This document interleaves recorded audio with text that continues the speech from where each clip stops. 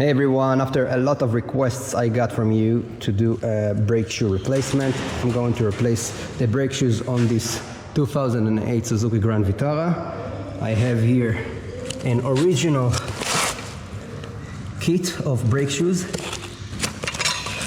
The problem is, if you don't put the original Suzuki brake shoes, wherever you press the brake pedal, if you drive in the rain, you have a noisy sound, a very squealing noise, and also in the first brake presses in the morning, it also have this noise. So I hope after replacing to the original ones, it will disappear. Let's get started. So for the first step, as with many jobs, we will lift up the vehicle and remove the wheels.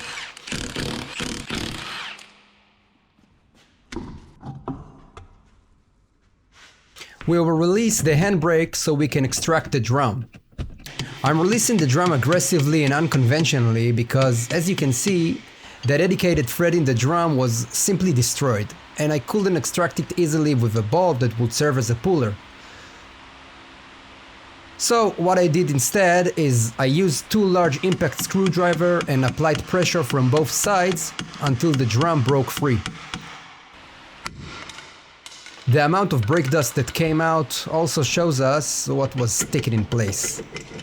We're going to disassemble this entire unit, and in order not to forget what goes where, I recommend taking a few pictures from different angles. And also, you should work on one side at a time so that you can compare where everything is located. We will start by releasing the brake adjuster. It is a toothed wheel that can rotate in one direction since it is locked on the other side by this metal plate. We'll remove the plate spring, and already here I warn you to keep your distance when you assemble and disassemble spring in the brake system. Don't ask me how I know it. And additionally, equip yourself with safety glasses so as not to cause damage. Let's go back to the adjuster.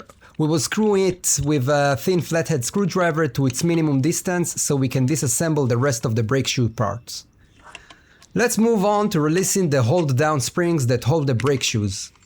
These are two springs that connect to a T-shaped pin that comes from the backing plate. You rotate in this pin and then it holds the spring compressed. So in order to release them, we will grip the pin with pliers and apply pressure to the spring. And then rotate the pin or the spring so that the pin passes through the hole in the spring. Moving on, there are two strong springs holding the brake shoes in place. One at the top and one at the bottom. The moment we release one of them, the tension will be released. I warn you again, keep a distance and use safety glasses. Almost everything is disassembled. Let's release the handbrake cable from the handbrake lever, and we also disassemble the clip connecting the brake shoe to the parking brake lever. It is a single-use clip that comes in the new kit. Now, after we disassemble everything, we can transfer the parts we are reusing to the new kit. You can see the brake shoes on each side. Pay attention that the brake shoes are not symmetric and they have a direction. Therefore, it is important to look at the picture we took earlier and understand what goes where. We have the brake adjuster with its plate and spring, the upper spring and the lower spring of the brake shoes, the two new springs that arrived in the kit and are connected to the pin, and also the handbrake lever. Everything is in place, and now it is time to assemble the parts in the reverse order of how we disassemble them. Just before assembly, I gave this entire area a good cleaning with a wire brush. I'm cleaning the dust residue well, and now pay attention to something weird. In the technical manual for Suzuki 4-cylinders engines, there is no instruction written to put high temperature grease on the friction points. Those are points upon which the brake shoes moves. On the other hand, in the technical manual for the V6 engine, an instruction does appear. In this case, I have a 4-cylinder, so I followed the relevant manual and I didn't put any lubricant. But you must stick to the technical instruction of your specific model. We will start by inserting the two pins from the back side of the drum, and we will take out of the packaging the two new springs that arrived with the kit.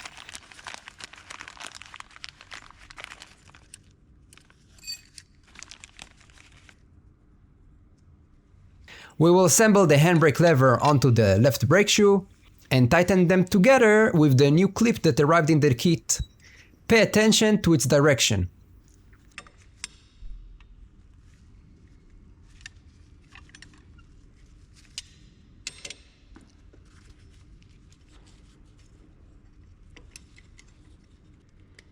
Using pliers, I compressed the handbrake cable spring and threaded the cable end into its place on the handbrake lever.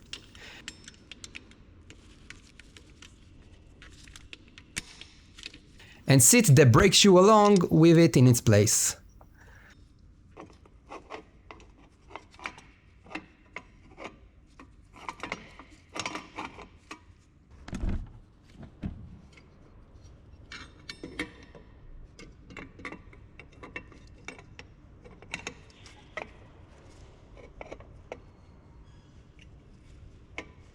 I also assembled the right brake shoe in place and assembled the lower spring that will keep them connected to each other while we assemble the rest of the parts.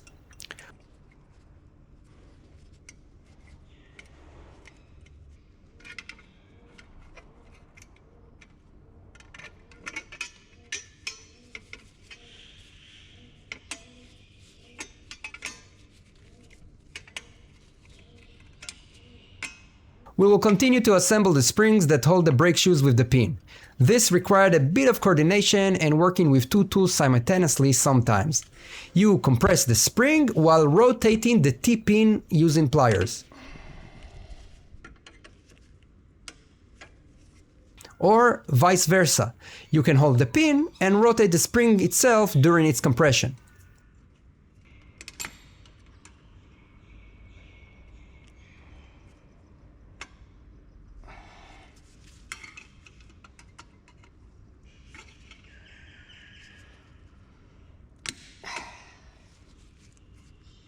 We will continue to the assembly of the brake adjuster. Of course, it is in its closed and minimum position.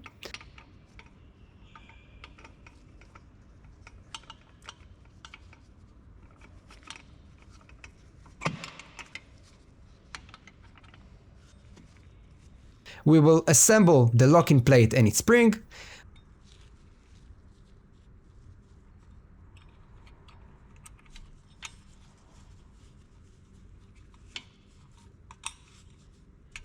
Pay attention that the plate needs to be anchored between the tooth of the arm and the brake shoe.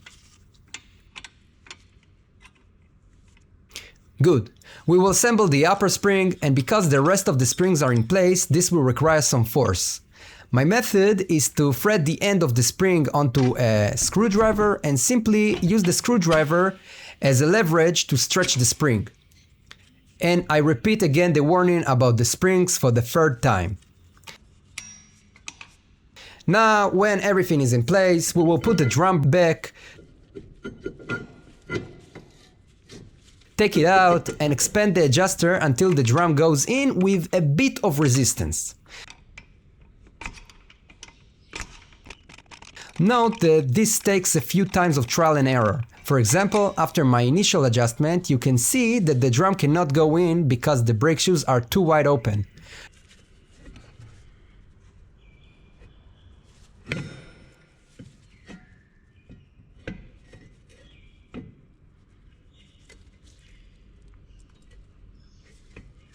So we will rotate the arm stars wheel back a bit, so there is room for the drum to close.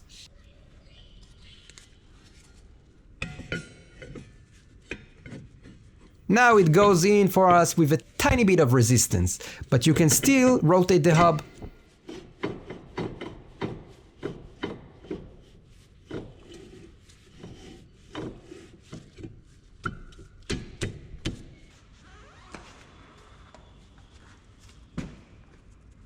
What is left is to put the wheel back, and the tightening of the lug nuts will also tighten the drum for us properly. So we will go over each of the nuts twice.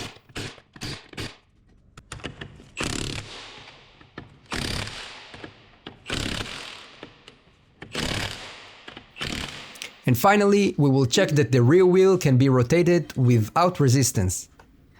And see also that the wheel is indeed stopped by the handbrake when pulling it.